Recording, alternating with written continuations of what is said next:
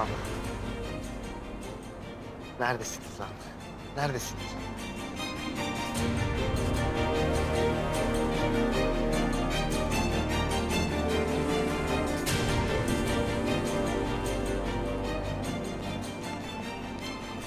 Mithat'ım, geçmiş olsun. Eyvallah. Bir şeyler duyduk. Kaza bela olmuş galiba.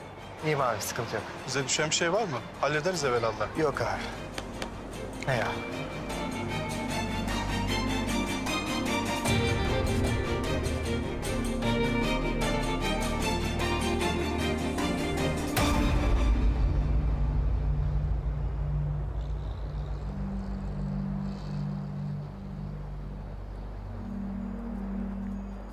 Beyefendi iyi misiniz? İyiyim. Bir şey yok.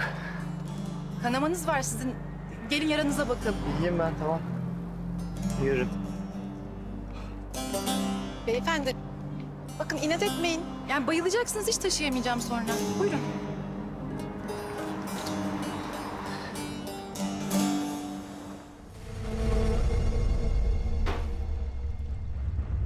Önce bunu bir için.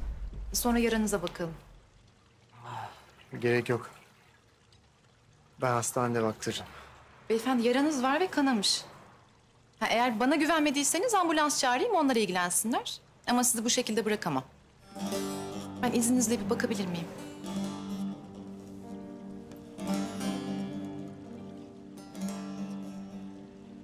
Ne zaman oldu bu? Dün sabah. Siz bugün ayağa kalktınız, öyle mi? Canınızın hiç mi kıymeti yok? O kadarcık yaradan ne olacak? İyiyim ben.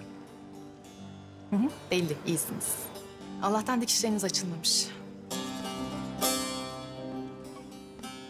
Şimdi ben orayı güzelce temizleyeceğim. Sonra da pansuman yaparız. Ama siz de eve gidip yatacaksınız. Sonra da yarın geleceksiniz, pansuman yenileceğiz, tamam mı?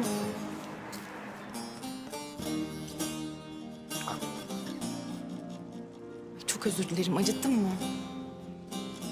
Yok. Acımadım.